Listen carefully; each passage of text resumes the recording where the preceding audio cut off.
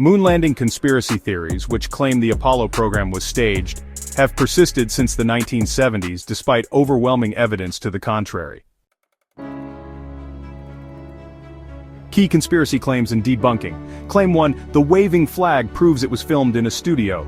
Conspiracy argument. The American flag appears to wave in Apollo 11 photos and videos, suggesting wind, which is impossible on the airless moon. Debunking. The flag's movement is due to the lack of atmosphere and low gravity on the moon. A telescopic pole was extended along the flag's top edge to hold it out, creating a taut, wrinkled appearance. When astronauts planted the flag, the lack of wind resistance and 1/6 Earth gravity caused the fabric to ripple and remain in place, giving the illusion of waving. Videos show the flag only moves when astronauts are adjusting it, not independently. Claim 2, no stars in photos prove a studio setting. Conspiracy argument.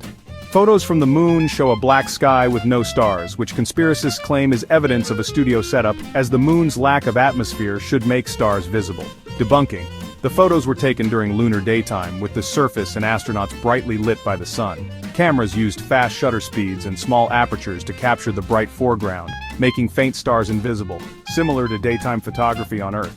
This is a basic principle of photography. Bright objects wash out dim ones.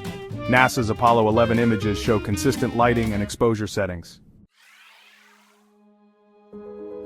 Some claim that shadows and lighting in the moon landing photos suggest multiple light sources.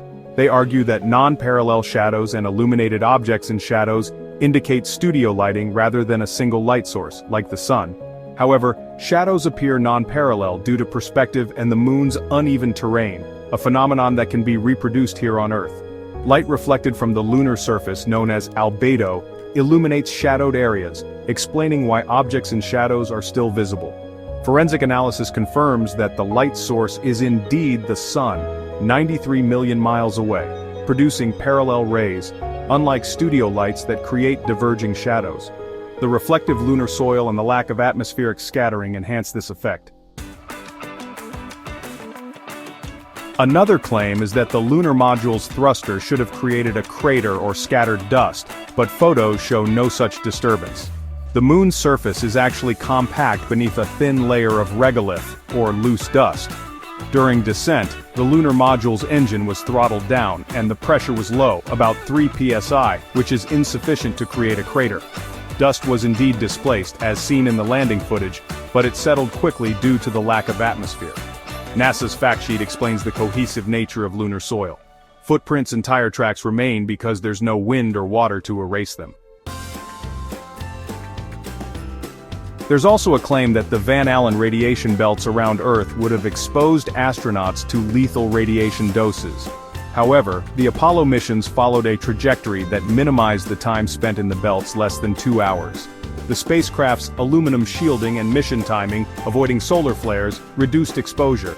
Astronauts' dosimeters recorded an average of 0.18 rads per mission, which is comparable to a chest X-ray, and far below the 200 to 1,000 rads needed for radiation sickness. Some claim that photos from the moon landings show anomalies, like a missing camera and a rock with a C on it suggesting a studio prop. They argue that Neil Armstrong's reflection in Buzz Aldrin's visor doesn't show a camera. Well, Armstrong's camera was actually chest-mounted on his suit, not held in his hands, which explains its absence in the reflection. As for the C on the rock, that's simply a photographic artifact, likely a hair or scratch on the print, not present in the original negative's other claimed anomalies like covered crosshairs, result from overexposure washing out thin lines, which is a known photographic effect. There's also the claim that the lunar footprints don't match Neil Armstrong's spacesuit boots. But the footprints were actually made by Buzz Aldrin's lunar overshoes, which he wore over his spacesuit boots for better traction. These overshoes were left on the moon to save weight, and they match the prints exactly. And then there's the wild claim that filmmaker Stanley Kubrick, known for 2001, A Space Odyssey, was hired to stage the moon landings with alleged clues hidden in The Shining. But faking the footage would have required technology far beyond what was available in 1969. Apollo footage was shot at 10 frames per second in slow-scan television, or SSTV, not the standard 30 frames per second video, using specialized cameras. Slow-motion effects to mimic low gravity would have required over-cranking, which wasn't feasible with SSTV. Kubrick's daughter Vivian even called the claim a grotesque lie. The scale of such a production, sets, lighting, and secrecy would have been harder than actually landing on the moon. Claim too many people would have talked. The conspiracy argument suggests that a hoax involving 400,000 NASA workers, contractors, and global observers would have inevitably leaked. However, the Apollo program was incredibly transparent, with every phase tracked by the media, independent observatories, and even the Soviet Union, which congratulated the United States. No credible whistleblower has emerged in over 50 years. Known conspiracies like Watergate leak quickly, but no verifiable evidence supports a hoax. The logistics of silencing thousands would be, well, implausible. Claim missing tapes and blueprints prove a cover-up. The conspiracy argument states that lost Apollo 11 telemetry tapes and missing spacecraft blueprints suggest NASA hid evidence. In reality, some original high-quality tapes were misplaced, but lower-quality broadcast versions and other mission videos survive. The telemetry data was analyzed in real time by thousands.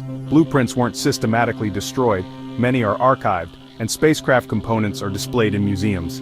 Missing records are not evidence of a hoax, but rather of bureaucratic oversight over decades.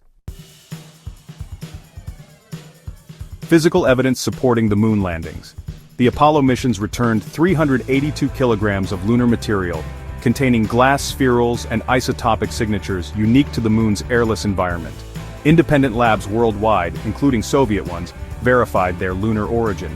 Since 2009, the Lunar Reconnaissance Orbiter's high-resolution images show Apollo landing sites, lunar modules, rover tracks, and even footprints. Apollo 11, 14, and 15 left laser reflectors on the moon, still used today to measure the Earth-Moon distance with millimeter precision.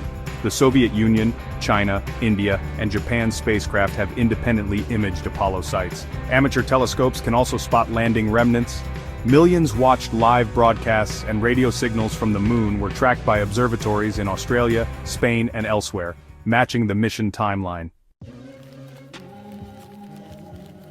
Bill Kaysing, the originator of the conspiracy. So who was he? Well, Bill Kaysing, a former U.S. Navy officer with a Bachelor of Arts in English, worked as a technical writer at Rocketdyne, a NASA contractor, until 1963. He had no engineering expertise and left before Apollo 11. In 1976, Kaysing self-published We Never Went to the Moon, America's $30 billion swindle, alleging NASA faked the landings to win the space race and secure funding. He claimed the $30 billion budget was used to pay off conspirators, and that Area 51 was the filming site. His evidence included the lack of stars in photos, the waving flag, and the absence of a lunar module crater. However, his claims lack primary evidence and rely on misinterpretations of photos and videos, all addressed above. His technical inexperience led to errors, like misunderstanding lunar soil physics. NASA's 1977 fact sheet directly refuted his crater claim, and his book gained traction during a post-Watergate era of distrust, not due to factual merit. Kaysing's work inspired later conspiracists but is widely dismissed by experts as pseudoscience.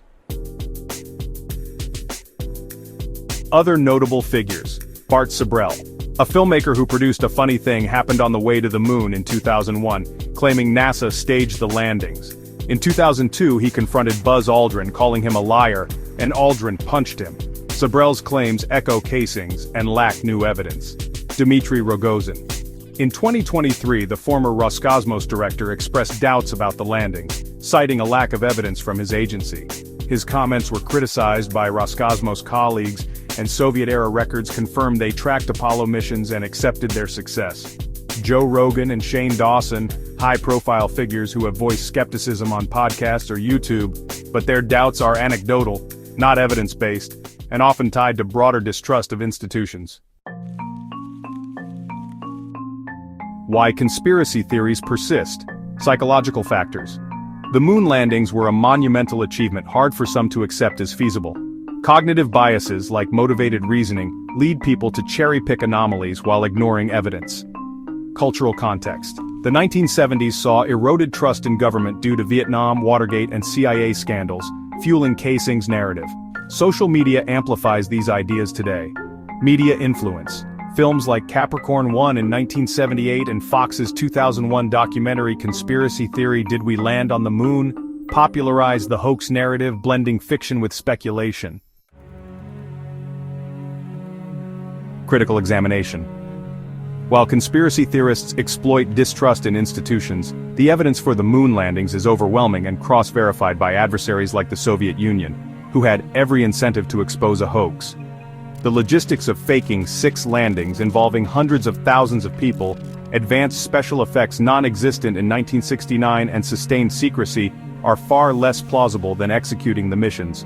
Critics of the establishment narrative must contend with the tangible artifacts, global observations, and consistent scientific data, none of which have been credibly challenged. Conclusion. Every major moon landing conspiracy claim, waving flags, missing stars, shadows, radiation, and more, has been debunked through physics, photography, and first-hand evidence. Bill Kaysing's foundational claims, amplified by figures like Sibrel and Rogozin, rely on misinterpretations and lack primary evidence. The Apollo program's legacy is backed by 842 pounds of moon rocks, LRO images, retroreflectors, and global verification, making the hoax theory not just implausible but demonstrably false.